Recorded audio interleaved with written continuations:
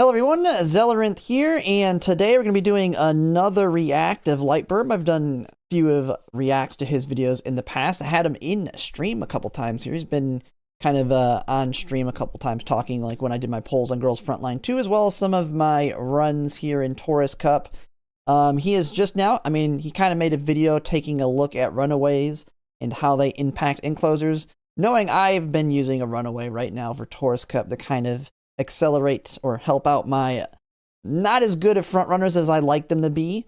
So we'll see what he's got to say on it from the mathematical perspective. I have not heavily looked into the whole mechanics of how I get the idea of how the Runaway works, but I have definitely not looked into the mechanics or even the math on it, other than just seeing it firsthand work. As you probably, if you watched my champions meetings, especially round 1, I went with a gold ship paired with my front runners. A very bad gold ship, I'll say. Gold ship wasn't winning anything. It was just I threw her in there. And I got wrecked with a 1 in 4. And then after I brought in my Runaway Suzuka, a actual strong one because I didn't have a Runaway with no that was built as a rabbit.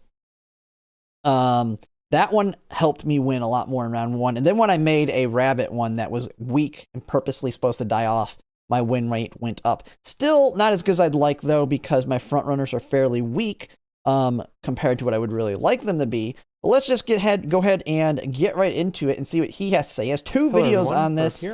The first one being 30 minutes and the second one being 26 minutes. So just, this is going to be a decently long video here. We're only going to react to the first one, or else this is going to be a 3-hour plus video.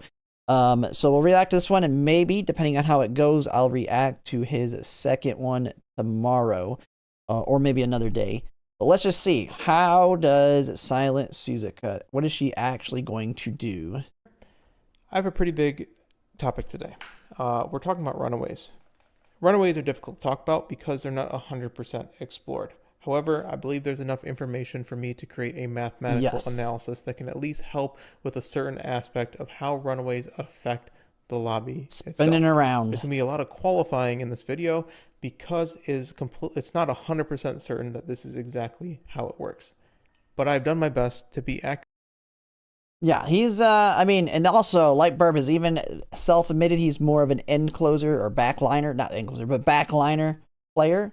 So front runners are secondary to him, but he's probably looked through the race mechanics, I'm guessing, because he's looked through it in detail before, I believe. Accurate. Let's just see. I've done my best to keep it as concise and easy to understand as possible. So I will be around the comments if people have corrections or if people have questions. I highly emphasize this is the hardest part of the race to understand, and I'm doing my best to make it as easy to process as possible. Let's begin quickly with what a runaway is. If you don't know what a runaway is, Measure Palmer and Silent Suzuka are the two runaways in the game. Well, you got another one right here, Daitako Helios eventually. I know a lot of people are looking forward to Daitako Helios. And if I remember, she's really good miler. Silent Suzuka basically dies when we start getting these other runaways. Although I think her summer version is better. I'm not 100% sure. But yeah, they are. I will be picking her up. She's a very good pickup just in general. Secret events that unlock a gold-green skill called Runaway. What this does is it converts your style from front runner. I got a dog coming in here. You might hear them in the background. Runaway. And what Runaway does is it paces up for 3 sections of the race, which are 3/24ths of the race, rather than just the singular first section in the game. What this means, I don't think it's a complete. Well, it's paced up. But if I'm not mistaken, they're only faster they're only pushing harder than everybody else in the early race. If I'm not mistaken, the front runners the normal front runners are actually faster than them in the mid race. Barely, but they are, which is what the point is. They're going to try and catch them in the mid race. That's their goal. They're slightly faster, so they will slowly start making progress towards them. And then the runaways are the slowest in the late race. Your front runners are slightly faster than them, and then of course, pace is faster than them, late's faster than them, and end faster than them. But I do believe they are not paced up anymore in the mid race in the sense that they have a faster speed than everybody else. They're no longer unless you have a really strong mid race on them, they're no longer just going to keep going farther and farther ahead. So you create a very large advantage at the very start of the race. What happens after that is that your speed coefficient is lower than every single other style in the game, frontrunners included. This means that you're almost guaranteed to be first place at the start of the race. However, after that, you'll slowly lose that. If you're not at first, you're last because they're dead. If they're not at first, or if there's another runaway, you're last because they are completely dead. But then again, now we're mostly building them as rabbits. Well, we pretty much you have to, because you can't build them in Track Blazer. You have to build them in Unity, which means you're not going to have enough skills to fight off the other front runners.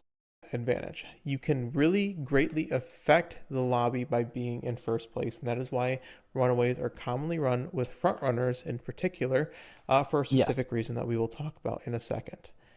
Right now, because you are unable to make runaways in Track Blazer because the events that trigger that green skill are disabled, we have what's called rabbits. All runaways mostly are rabbits because they are sacrificial targets for No Stopping Me. You can't really win. I mean, well, yeah, I have not built mine with that in mind. I did not put No Stopping Me on mine, which realistically, that was not originally my plan. It probably would have helped a lot. There's been plenty of times where No Stopping Me would have been great on my front runners, and I may have actually, or not, no, yeah, I would have probably won those races where they got stuck and they couldn't pass Suzuka in time. But I was not originally building around that. But that is one of the negatives. Now, it would have been like insane to try and do that because bringing the Yukino Bijin card and if my two wit cards for building a front runner are Yukino Bijin and Mihono Bourbon, say goodbye to having any wit. Like, those are both trash wit cards. Really good golds, but they're very terrible stat sticks for your wit cards. So, I mean, as a runaway at the moment, because you have to build kind of done the rival. You just have to deal with nimble nav versus No Stopping Me. What you do is you tune your stamina or your wit to basically make it so they become a viable No Stopping Me or nimble nav target for your front runner, for your pace chaser, somebody who wants to pass them at the proper time. So most runaways are not aces at the moment. That will change once Grand Live and Grand Masters happens, as we will be able to make runaways again. That is not what I'm going to be talking about today. That exists, and nimble nav, of course, will work off of passing somebody slow enough that it will be a... I've never used a runaway for the purpose of triggering No Stopping Me, just the chase target. Yeah, it's mostly, I've seen it mostly was used in longs. Necessarily side block, but a near close lane block. The part of run, and it was more for paces. It seemed like at least a lot of people built around it in paces and longs. I'm talking about trying to quantize is the fact that runaways stretch the pack. It's been said repeatedly that runaways stretch the pack, and that is true as far as an observation is concerned. However, there is a mechanic that quantizes this. There is a mathematical answer to how much the runaways stretch the pack in the realm of theory. Okay, so that is what I am attempting to do here, is that the observation that runaways stretch the pack can be gone and mathematically proven to exist by certain mechanics that are in the game. Now, this is the early race. Yeah, okay, and that's what I mentioned. They are the fastest in the early race, which is where this is why you want a monster early race for them, because that's when they have the most speed and they're going to be basically pushing away from everybody else. Once you get to the mid race, they're slower than everybody, and of course you need mid race skills to keep them from getting caught up too. But the early race is the point where you want that massive acceleration, all the acceleration you can get, so that they can stretch that distance. They want to be max speed as soon as possible. And then they just got to fight to keep it. If you're building them as an ace, of course, you fight to keep it. Now, if you're doing like me right now, where you're just wanting them to stretch the pack, as he calls it, very strong early in the race, and then nothing else. We want them to collapse in the mid race, giving my front runners a target to shoot for passing, so they should push way up past them. And now that the end closers in that are much farther back, your front runners have a much higher chance at winning. Or yeah, as mentioned, Daiwa this Rocket. This is technically the second video of, I guess, an early race series. I was planning on a different video, so I guess now there's going to be 3 videos, and the early race is incredibly weird. This early race, because of pace up mode, because of pace down mode, is almost impossible to model from start to finish, which means math is very difficult.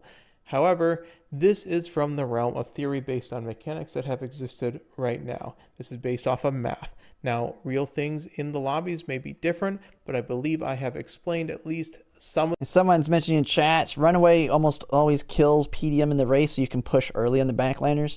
So that, yeah, I mean, if that's the case, I mean, that makes it where Uma stands even stronger in the sense to push yourself up if you're not getting paced down. Because, yeah, you're basically stretching them out. So it can if you have a monstrous strong end closer with a crazy high mid race, it could be potentially really good for you just because you're going to help keep yourself way ahead of all the other ones. Some of the things that can affect it at the very end of this video. So please take it from a perspective that this is the base, and then the randomness of the game is going to keep the essence of what this video is talking about, but then add the randomness and the scope increase of everything that happens in a race, okay? I'm not just talking for myself this time. I have gone and talked with some people from Uma.guide as well as Saya Cord. They're close to the same people. I thank them immensely. Is this the one? I think this is the one that has there's the race mechanics one that goes through like at least all the known mechanics. I don't know if everything's completely known on the back end side, and I mean they're always tweaking it. Like we will be getting different things added to the game over time through updates. You can kind of think like what we had on November 11th. We'll get different things that completely change how the races work multiple times through different iterations of buffing and changing things. So that can always impact these things as well. So our current state is not exactly how JP's is right now, or how it was in different periods of time. For their help on this. They've been incredibly helpful with at least making sure that what I'm saying is within the realm of reasonableness. They've answered a bunch of my questions. I really appreciate it. Go support them if you can by using their site if you enjoy it. So Uma.guide and site. The Haru Urara strat, bad. That doesn't pull them back. That's only good for like that strat was primarily for like killing like Narita Taishins or anybody using like one of those skills that activates based on distance from the lead or whatnot, the lead to the back line. So because Haru Urara was so far back, like I think Narita Taishin in her gold heal required her to be like 70% or something from the front to the back, and Haru Urara being so far back made it where she was too far forward to activate her heal. Is effectively what she was killing. I think it kills some alts as well that has those kinds of requirements, but that was like the main reason that you saw people using that was so that they couldn't get Narita Taishin's heal. But it also caused other weird things if you ran her as a front runner. If that's what you're talking about, when you run her as a front runner, it like squeezes everybody together. If anything, if I remember, that caused us to have a front running end closer, even though we had front runners. As a quick refresher to how the early race really works, the early race or the position keep is really what we're talking about, is the first 10 sections of the game. The race is separated into 24 sections. The first 10 of them is the position keep. When you're in the position keep, you have a little zone in which your role is supposed to stay in. If you get too close to the role in front of you, to the lead horse based on your role, you get to what's called pace down mode. Pace down mode is very bad. And this basically means that you lose a ton of lengths just from going and getting too close to them. Yes. And I mean, that's the whole point of like these different things. Like someone mentioned Haru Urara. You have the Runaway. It can kill pace down. It can adjust it in all kinds of different ways.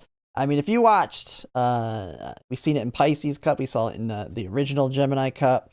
I mean, you can. However, you break pace down and far away, crazy things can happen. Pace up mode. Now, pace up mode doesn't automatically happen. What happens is that this pace up mode has a wit check attached to it. If you succeed the wit check, you will get pace up mode. You will increase your speed by 4% if you're a backliner, or there's why you want the wit, man. They gotta get that pace up mode. Like wit has so many things tied to it. It's one of the main reasons I am my front runners having low wit sucks. I mean, there's so many more things than just activating skills, but this is one of those. Or a pace chaser, and that will go and put you back into your little box that you're intended to be in. This is based off of your style. These zones, these boxes that you're put in is based off of where you're at. Fronts, technically, I said it wasn't applicable before. Technically, their pace up mode threshold is first place because they want to be the lead horse. They do not have a PDM. It is impossible for them to PDM. Pace chasers are between 3 lengths always and between 5 times what's called course factor. Course factor is on the screen right now. It is determined by the course length. So the longer the course length, the higher the course factor, which means that the pack gets spread out the longer the race it is. Yeah. Now late surgers are 6.5 to 7, as well as end closers are 7.5 to 8. So what happens is essentially you have a bunch of different boxes that are together. I'm going to be taking this because this is the CM adjacent template. I'm going to be talking about the next champions meeting. Tokyo 1600 meter. 1600, Tokyo yeah, that's the 1600 meter has a course factor of 1.48 because of the math here is 0.0008 times 600 plus 1. So that times 600 is 48. And then therefore, what you do is you multiply 5 times course factor for 7.4 meters. Okay. So pace chasers want to be between 3 and 7.4 meters, where lates want to be 9.62 and 10.36, etc., etc. So that's their range they want to be in. Effectively, what this does is you have a bunch of boxes, like I said, and the roles want. And like the idea is you want to be, whatever your position is, you want to be at the front of your box, whatever your position is, so that you're beating out those ones, and then you should just be outright faster than the ones in front of you when it gets boxes. When pace down's too far back, they pace up. If they get too far forward, they pace down. If you notice, like we said in the previous video, the pace chaser box is much bigger than the other 2 boxes. Now, front runners don't really have a box because the front runners want to be in first place. So if you notice, there isn't a front runner box. So front runners basically just pace up when they're not in first place, or they at least attempt to with the wit check. So normally the backliners have to be outside the box. The front runners always want to be in front. This is why you generally run 2 front runners, so that they push each other by constantly going and fighting for that first position. They keep leapfrogging. The problem with this is that the second place horse in the front runner position will have a chance of pace upping, while the first place horse will not have a chance of pace upping because they are already in first place. So the question is that you don't necessarily want to be in second place. But you have the pace up, but that's where the mid-race stuff comes in, and that's where you want like play times over and all that. Because even though you might not have that, you can still push away through having a very strong mid-game to defend your first place position. As a front runner, because it's incredibly risky, because when the spurt happens, the fronts want to be in first for angling and scheming and other particular accelerations, Kiddis and Black Alt, etc. So what if you could be in second until the spurt and guarantee that you will be first place in the spurt? How you do that is you run a sacrificial runaway. Now what this would do is now the first place horse would also pace up. The first place of the front runners would also pace up. Runaways basically satisfy this because there is a horse that is in front of the front runner position. The runaways go and they position themselves in front of the front runners. Because the front runner is then not the first place horse, they will attempt to pace up near constantly. However, this is the lead horse. This lead horse doesn't just go and affect front runners. This lead horse affects the entire lobby. If you look, if I said before, all the way back here, basically, pace chasers want to be between 3 meters and 7.4 meters from the lead horse. This lead horse is now the runaway, which means that everything is shifted forward by the lengths that the runaways happen. Now, it could mean that the pace chaser is in this zone.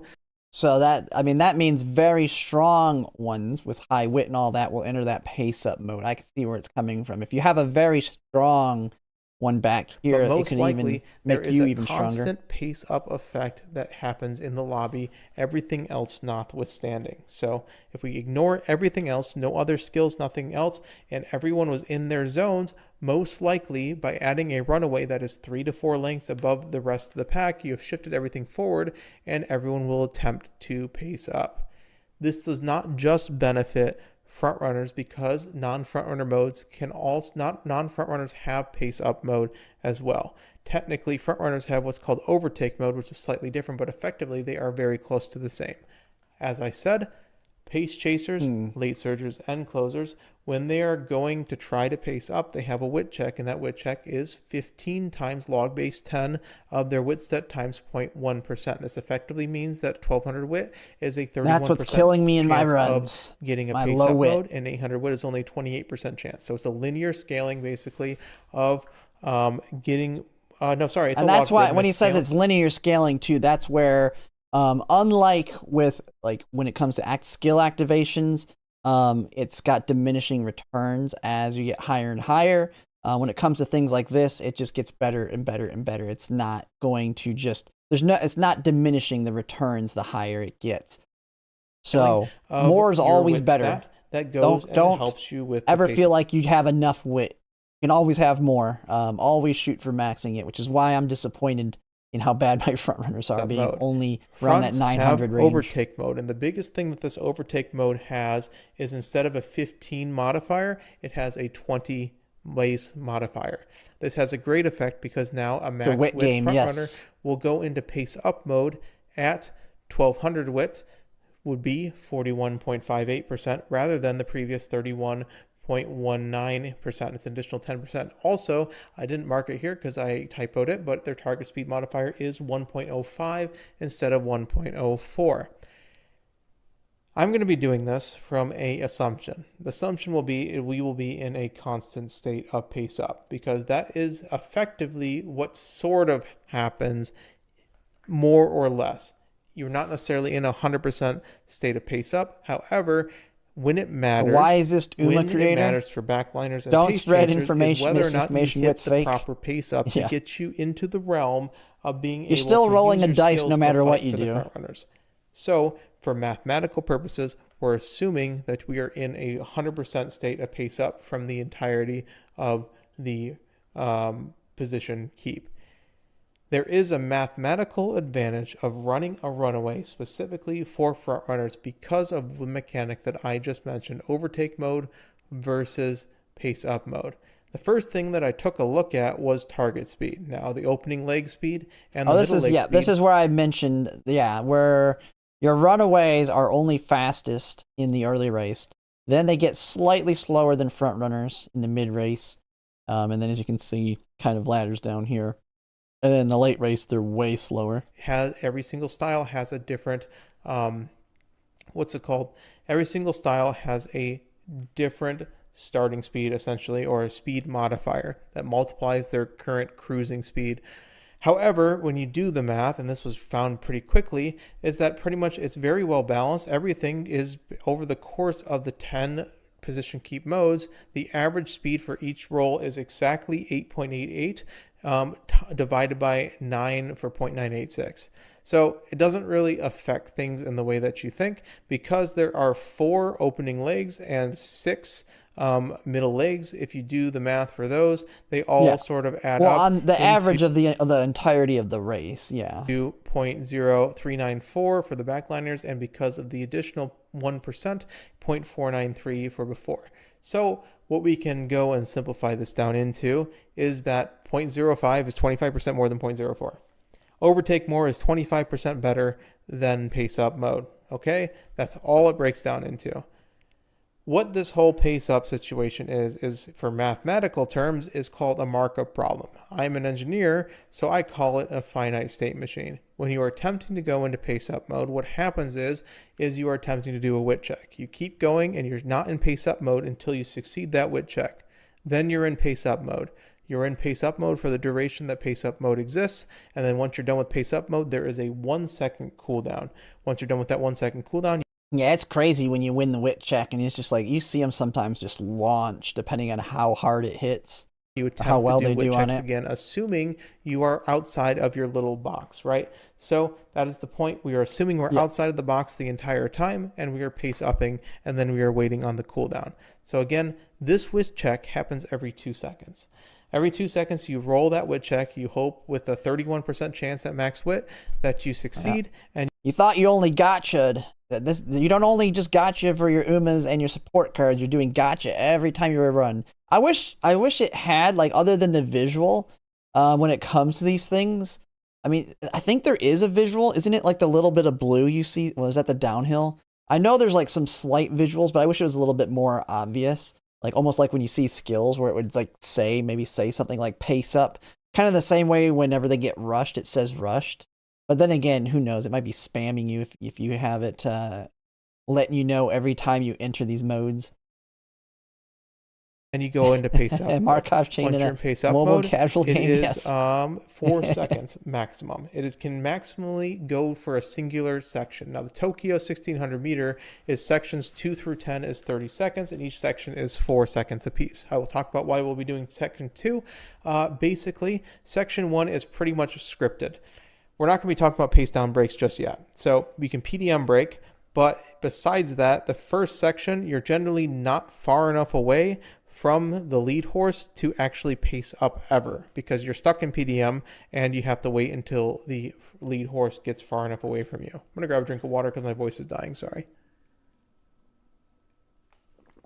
I guess I could take a lot drink to talk about. I know.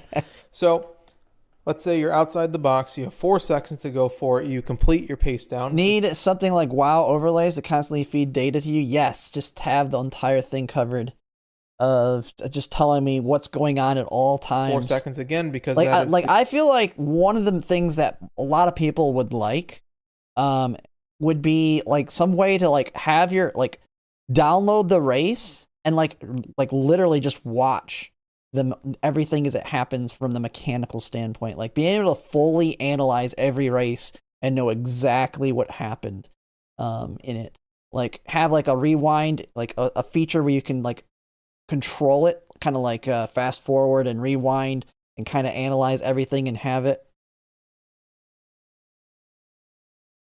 The duration of one of But you don't have like I'm like a built-in like fully everything seeing. Like there's no way to like see every single little thing that happened. The sections in Tokyo. And like actually everything working in the background, other than what we kind of see visually as the run's going. Meters, this scales with the actual distance of the race. I'm going to be talking in percentages so it can be applied to it. Yeah, it's there. Yeah, I'm not. Yeah, I mean in game. I get that there's third-party tools that can do that kind of stuff. But yeah, the cooldown.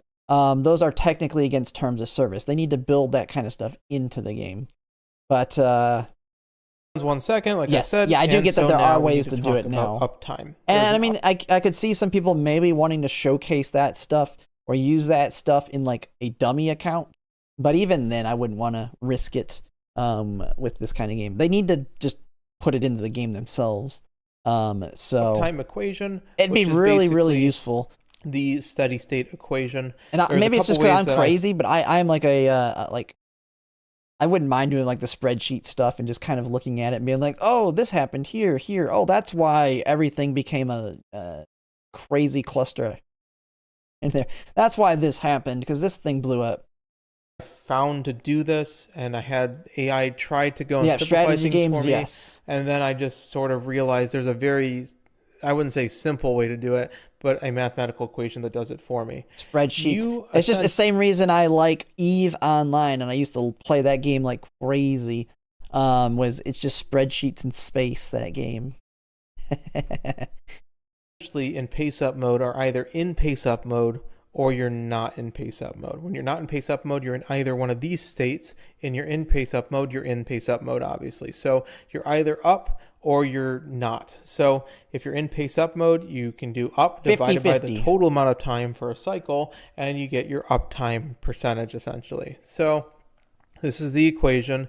It's quite simple, even though it looks a little tough. So uptime, every single instance of uptime is only the 4 seconds of pace up. Again, we're assuming we are in pace up for the entirety of the race. Technically, the exit condition of pace up mode is the entirety of the position keep, is the exit conditions for pace up mode is either you complete an entire section worth of distance, which is 4 seconds worth of time, or you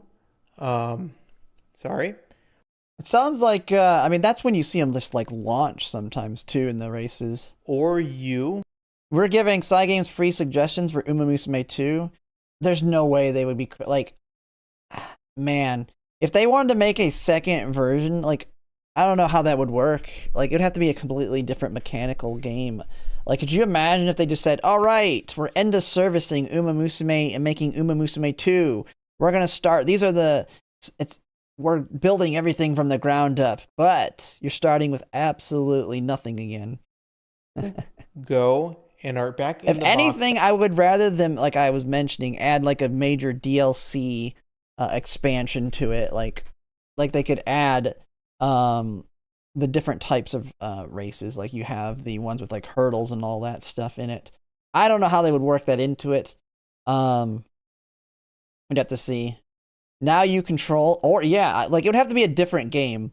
I would, yeah, if they had it where instead of it being skill based like that, you control the Uma and like you control when the skills activate. So like maybe you have, like you could have the same skills and everything you have, but you're the one running the Uma. You're on the track and you're running, and the speed is based on whatever skills you've activated, and you're just going. And then whenever a skill can activate, you have like control of activation of it. So, because that was one idea I thought, was like, what if you could control it? Like someone's right behind you, and then it just like pops up and says you can activate playtime's over. Or maybe you're like, nah, I can keep the lead. I don't need to use playtime's over yet for the extra speed. But then you see that they activate something to try and pass you, and then you get to control the activation versus the randomness. So it'd be a little bit more skill based in that aspect. You have to know when is the best time. Now you could see it being kind of tricky because then you have like the RNG skills wouldn't be RNG anymore. You could just see Radiant Star. I'd be like, activate immediately on as soon as late race starts, activate. So you'd have to like it almost have to be kind of a different game to that extent. But I could see something like that where you control it at a versus random point. It's the same the thing randomness as PDM. of it. So PDM goes to a random spot in the specific zone that your role is supposed to be in. Pace Up does the same thing as well. Okay, so we're assuming we are always going. Well, they could. That's one thing they could do. They could make a what would you call it? Instead of you training the Umas, you're almost like a breeding simulator. Like you're breeding them and sending them off. And I'm trying to think of another game that would be similar to it, where you're not actively the trainer. You're instead like the head staff of the academy. Like you're the one running the entire academy as the Uma's coming in. I almost feel like make a game like man, this is getting kind of off topic for the reaction. But yeah, you can make it where you run the academy. Going to do the maximum duration of Pace Up mode because we're doing the maximum effect of Pace Up mode. The downtime examples are the failure. So if you fail a wit check, you have to wait 2 seconds until the next wit check, and the 1 second cooldown just stop failing those wit checks. checks. A successful PDM. This equation is simple, really, because your uptime is just the 4 seconds that it exists in the Tokyo 1600, and the downtime is the 1 second cooldown plus 2 seconds per estimated failures. So the estimated failures is the failure chance over the success chance. That's the estimated number of failures. So the expected cycle time is essentially 4 divided by 4, which is the Pace Up time, plus 1 plus 2 times. I think most people that are watching it either from his video or watching me react to it to be like, what? So for what's going on is 31.19%, right? So your 1 minus P over P is 2.206, meaning that you will have a average of 2.2 failed wit checks before you actually get a successful Pace Up mode. That's average. So that's where you can kind of see, like, it's going to be that bell curve. Sometimes average, you're going to be at the top. But then when you see that one where it's like, how did that jobber with that 200 wit win? Because they hit the top of their belt. They hit all the way on the right side of that bell curve, and they just passed all those wit checks, regardless of the fact they have no wit. And then when you just get wrecked, you're at the bottom of your bell curve. Right? So that is the average, okay? So you do the math on this and you find that non-fronts have a 42.5% uptime for Pace Up mode. if they are constantly attempting to go into pace-up mode. We'll talk about when you're not always doing that.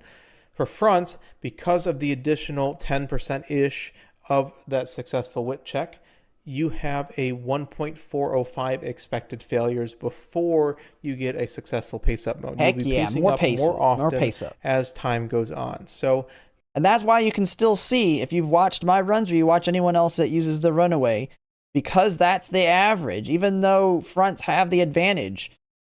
If you're at, like I said, if you're at the bottom of the bell curve as the front runner and the end closer's at the top of their bell curve, that end closer is going to be eating your lunch, especially if there's a big width difference. And that's one of the negatives of my front runners, is that, I mean, I have basically 850 to 900 width, while if you have a max width gold chip with a lot of mid-race skills, it doesn't matter that I have the Runaway. A lot of times they can still take advantage of all that push-up, and they're still eating my lunch and crushing me at the end of the race. Especially if, like, Silent Suzuka herself doesn't push up pretty well. You have 4 divided by... Because the thing is, if Suzuka doesn't push up and then my front runners blast by her too quickly, well, you lost the advantage that she brought in the first place.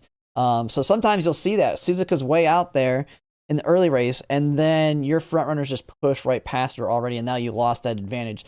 So it's kind of a balance, because you don't want her to be too strong that she blocks you, but you also don't want her to be just so weak that she's not keeping everybody in that pace up mode for as long. Equation, so 4 for the pace up mode plus 1 for the cooldown plus 2 times the expected failures of 1.05 means you have a 51.2% uptime.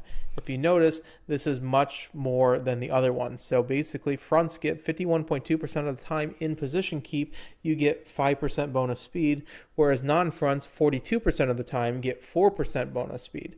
The rest of it is just standard speed. So basically, over the course of the position keep, front runners get 2.56 more target speed on average compared to non-front runners. Now, this is based off of like ramps, like you'll be in pace up mode, then off, then on, then off, then on. We're normalizing down to just the 2.56% more target speed because of what you're grabbing. Now, this doesn't seem like a lot, but then you realize that, hey, if you divide them, fronts get 50% more pace up than the other rolls. This is significant, because on the Tokyo 1600 meter, what you do is this 0.86% extra that the front runners get, which is that little 50% there, is for 8 sectors, which is 533 meters, a whole 4.58 meters. I'm doing 8 sectors because sector number 1 is scripted, like I talked about. And that's why, if you're building a Runaway to block front runners for your Narita Taishin here, you better have a dang good one that's blocking them.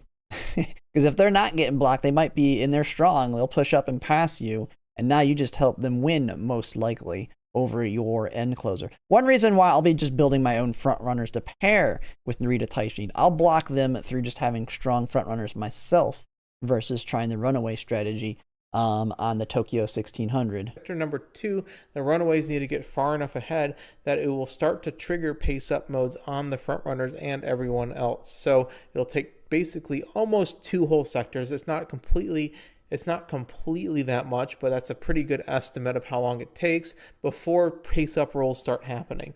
So over the course of those 8 sectors, or 533 meters, you get 0.86% for 4.58 meters lengths. And that means on the Tokyo 1600 meters CM14, if you run a front runner, I mean, speed doesn't matter on your Runaways because it doesn't matter to the end of the race and they're dead at that point.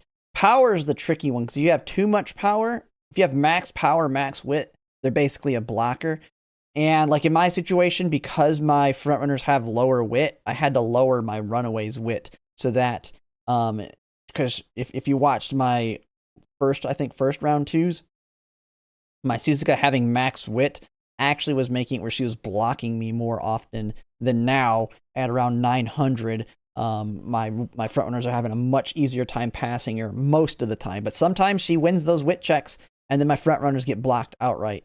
So it is a double-edged sword sometimes. If you run a Runaway, sacrificial Runaway, you have a 1.83 length advantage on average. On average is a big asterisk there. Now, yes, this is because Yeah, you should use, Proportional, if yeah. you want to do the math for any track, basically, if you do a 3,200 Yeah, meter, you pretty width should much be double basically this, and where it your looks like a fronts are. lot. Now, So if you have a max couple width, of you can things. take the First max of all, width Suzuka, which is good. backliners, pace chasers, late surgers, end closers, they all have skills. Now, when you proc any skill in the position keep, if you were to pace up and needing to pace up, it's basically sort of works as a, because you're attempting to go back into your little zone, which means that your variance goes down immensely. To put it in perspective, if you have 50%, if you're in your zone for 50% of the time and you're able to proc those early race skills, your pace up is not necessary half the time, and you find that the actual advantage front runners get is closer to only 1.2 lengths from 1.83 lengths. So that is just basically a removal of variance because you are taking, like, early straight skills. Yeah, just having the strong mid game, because you're not gonna, like, it's someone had mentioned, I think it was Jen that mentioned it earlier. If you have a strong mid game on your backliners, they're not gonna get paced down if they. All right, we are back. We currently have a storm going on here, so yeah, my computer just shut down on me in the middle of the stream, but I'm back up. We're just gonna continue where we left off, and we'll see what we're almost done. We're 2/3 of the way through this, so moving a little bit quicker than I normally do. I'm not yapping as much. I'm letting him speak a little bit. I'm not trying to interrupt too much and let him don't say what he's basically getting ready to say. Perspective, if you have 50%, if you're in your zone for 50% of the time and you're able to proc those early race skills, your pace up is not necessary half the time, and you find that the actual advantage front runners get is closer to only 1.2 lengths. Yeah, chat should be back up in a second. Maybe I'll refresh it. Maybe that'll get it. Usually it takes a second for it to re-establish itself. All right. That should be good now. And let me see. Test on it. I hate when it does this thing. Okay, yeah, it popped it up. All right, we're good. 3 lengths. So that is just basically a removal of variance because you are taking, like, early straight skills. This works better on shorter tracks, and the first misconception I'm going to be talking about is that it's better on shorter tracks simply because there's less time to make back the advantage. The counterpoint to this is because this is proportional to the length of the race. I mean, to me, they always feel more equal. I mean, longer tracks have longer distance, such the gap's longer, but then the end closers are all, I mean, everybody's pushing up quicker. Like, I would think it'd almost be even to a certain extent, but it's not 100% true. Because, I mean, the longer the track, the longer skills last, the more time your runaway has to get really far ahead. And every time you pace up, you're pacing up farther. Like, it's kind of, yeah, I mean, I can see it where on the short, because it's I don't know if it's the time is impacted by the track distance or not. Because some, and maybe he's going to say that. Maybe I should let him say that. But I'm thinking maybe it's not impacted by the track like skills are, where skills will last longer the longer the distance is. The lengths of the race, it is basically, there's more lengths that you gain on long tracks than short tracks. I'm not going to say that it's not true, because it is true, because there is less time in the mid-race for your natural speed coefficient to make back it. And there's also probably more skills on shorter tracks. But this is not the main driver of why they are more strong on miles and sprints than on longs and longer mediums. The biggest thing is there's no PDM brakes. There's no guaranteed PDM brakes on these shorter tracks, and PDM is the thing that breaks this, because normally if you UMA stand and you get a really good UMA stand proc, what's going to happen is you're going to eventually PDM. However, Runaway not only effectively adds pace up mode to those lagging, it effectively completely removes PDM for those who PDM break. Because you just gain these lengths at the start, you're gaining these lengths as a counter to that 1.8 lengths that the actual UMA stand real strong. And the thing is, on tracks shorter than 2100 meters, you do not have that guaranteed UMA stand proc. And this means you either gamble it or you just accept you're behind by almost 2 lengths. And that is why they are quite strong on these shorter tracks. The second misconception is that runaways only help fronts. Backliners don't get PDM, like I said, and they generally wouldn't have any, like... Yeah, if you have like a monstrous backliner that can take advantage of it against like weaker opponents in front of you, it can help you just as much without having to deal with it. without having to Enclosers deal and with late chasers PDM. probably wouldn't get them in these and these short tracks, but the pace chasers in particular Yeah. greatly benefit. Yeah, I know. That's what I said. from I'd mentioned it earlier in the having video, a Jen. That's what you'd said. So Runaway. And if you're a front runner player, this may be surprising to you, but if you look at the boxes, pace chasers right here, they have such a large box because they can go anywhere from 3 meters to 7.4 meters.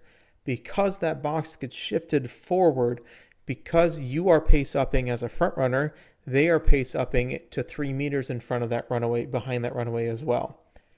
That means they and can go in. yeah, that's where they can sometimes swallow you alive. That's why we'll sometimes see pace chasers just completely eat the front runners alive. You're like, why is this one all the way here? And sometimes it's hard to tell if they're a pace or a front based on their positioning. We've seen it with like the Daiwa Scarlets and that. In front of you. So if they roll a very high pace up mode and they get lucky, so let's say they're back Could here, do a this Taiki's runaway. back here, and it gets lucky. She and the has game to be a decides they want- monster. Like she'll have to be monstrous to really take advantage of it. I could do that, but then I would have to think about who's going to be the second Uma. I could do a runaway with what? Narita Taishin and Tamamo Cross or something. Let's put her at the one percentile, like 100 percentile right here, the best line. Those pace chasers can just go right in front of you too. So runaways affect just more than the front runners. It affects all 4 roles, and especially pace chasers in particular, because of how wide their actual position keep box is. They can go and slide into the lagging. But without thinking about it, because I like not needing to worry about getting like mile S on a runaway, it'd be very easy, much easier to build a very strong mid-race runaway. Now that I actually have very competent parents or grandparents, because you don't really care about stats too much other than max wit, max power, which you can easily get in Unity Cup, and then just all the mid race you can get, early race and mid race, and then you could just easily block, and that would be really strong for your end closers if they have a monstrous mid game front runners and start to kidnap them as well. So it does affect other roles than just the front runners, and it does have benefits to those who are able to abuse systems such as PDM breaks. The lobby basically becomes a pace up wit fest. Wit becomes much more important when a runaway exists than when not, because pace up mode is the primary factor in driving up how well your Uma is able to get to that mid race after the position keep. The final misconception I'll talk about is that Runaway makes you immune to backliners. First of all, the rule of multiple numbers, I guess, or just yeah. It's not immune. It just gives you that, like he had mentioned, that advantage. It's like when you count cards in blackjack. You're counting cards in blackjack, guess what? You're going to lose 49% of the time. Like the advantage you give yourself when you count cards in blackjack is very minimal. So it is helping you, but it's not like a significant. You're still going to lose against the strong ones. Especially if you're not super strong yourself, which is what you're seeing with me. Like if I had like very high wit front runners, I'd be doing significantly better with the front the runaway. But it is still helping me, just not as much as it could be if I had higher wit. But yeah, as Jen's saying, when you have the runaway, you know that there's always going to be a runaway. Your opponents who are not building a runaway they're not planning for a runaway because they're not going to be in the race as often. So you know to build around there being a runaway versus your opponents who will not be. So you do get the advantage on that too. That does make sense. So yes, there is that advantage to it as well. Multiplying, backliners have a 31.18% chance to pace up. Let's say you have 3 backliners you're fighting against. Well, then it's automatically a 67% chance that at least one backliner pacing up. This does not just give you lengths. Now, there's a big thing that I like to compare it to. Instead of a dominator debuffer that just adds lengths to you, this is closer to a stamina debuffer, which is really weird to think about, but I think it's a pretty apt description, because what do stamina debuffers do? They basically punish badly built Umas. Now, the badly built Umas is not enough stamina, it's not enough wit, and not enough mid-race. You're removing all badly built What you're doing is you're removing all the badly built backliners because they have to pace up and they have to get super lucky with their low wit in order to pace up and make sure that, and basically their threshold's so high because they don't have enough mid-race in general. You are also effectively removing a backliner or two from the game just due to bad luck. People, even with perfectly built Umas, are not going to be able to pace up every single time. And so if there's 5 backliners, you may kill 2 of them because they just don't pace up in time. So you're lowering the competition of the backliners. However, you are not just simply... But you could also, that 1 to 2 also could be you yourself. Adding 1.8 lengths to everybody because there will be a backliner that hits that you will have to contend with. Is all lost for backliners? That is a good question. First of all, end closers have Daring Strike. Daring Strike's an incredible mid-race skill that's very easily acquirable on a wit card. And so that sort of goes... Hey, it don't like to finish, and it ain't easily. You got to get that. You got to get Professor's Curvature. Come on now. All these support cards need to finish. And makes it a lot harder than the previous iteration of Runaway. The previous iteration of Runaway, there were less mid-race skills available, and now we're starting to get more mid-race skills, which means backliners starting to go and fix it a little bit. Now this will go and shift again when Summer Mario exists, and Top Runner, it basically counters out the Daring Strikes and the other mid-race skills, and it comes even parity again, but right now Daring Strike's incredibly powerful. You can counter Runaway, kind of, and unfortunately, the answer is not very satisfying, and you're not probably going to like it if you're a backliner player. It's just to build better backliners. And that's a cop-out answer, you may say, but truly it is the way that you counter it, because the better that you build your backliner, the less important that 1.8 lengths actually is. If you get more wit, you hit more pace-ups. If you have more mid-race skills, your threshold is lower. If you have a PDM breaker, stuff like, just mile straights that proc pretty quickly, your PDM can just completely ignore this whole mechanic, etc. And finally, on the Tokyo track for this champions meeting, if you load up on corner skills, you can go and abuse the pace-up mechanic, hit the corner. This corner will basically, PDM break you over it, basically, if you ever need it.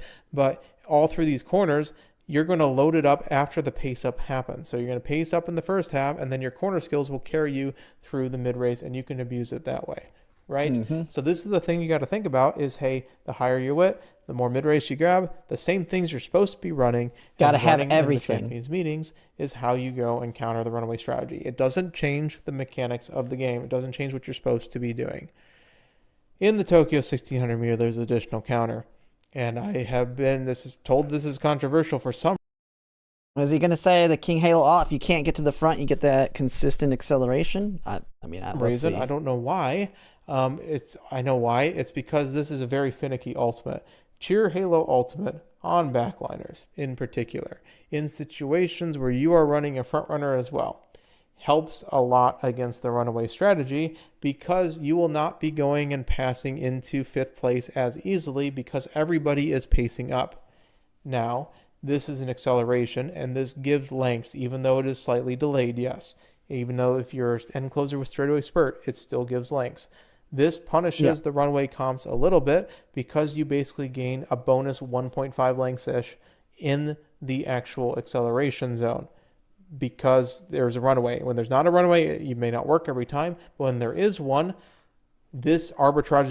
The idea with it, though, is if you miss or you're not going to be able to get King Halo's ult, that means you're already really far forward on your end closer. So, or you're already in good positioning on your end closer, most likely, if you can't get her ult. You against this. Now, is this worth 180 to 120 skill points? That is for you to determine based on the efficiency of your Uma, what skills are available to you, and the availability of your parents. I'm saying this as an option for it because it does seriously work. You do seriously stay in the back of the pack, and the pack remains a lot less chaotic when this happens, when there is a Runaway in existence, because everyone is attempting to pace mode.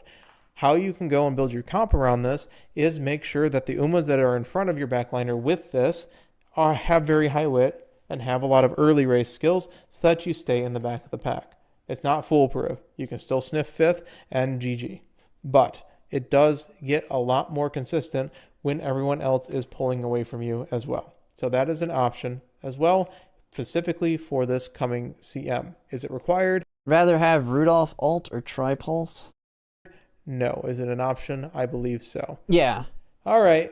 There's I could still see that part I could see 3. it for some. I know people Or want me have to make the multiple. truth step Have both of video. them. I will do that. But hopefully that this has helped you at least understand how these runaways are working and why they are being put together with frontrunners, because there is an inherent advantage that can be quantized.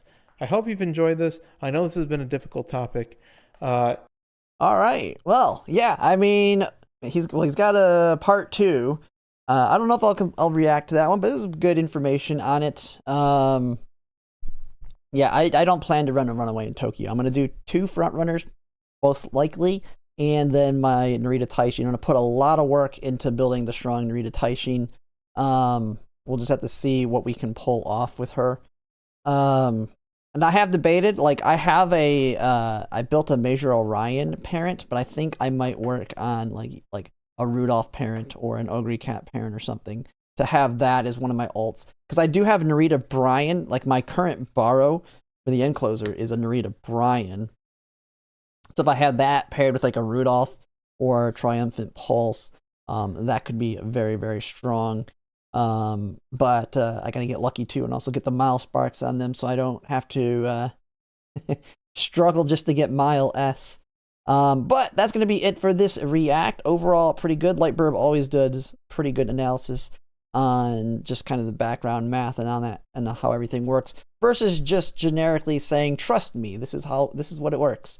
But that'll be it for now. And if you like my content, if you like, comment, subscribe, it really helps. And thanks for watching.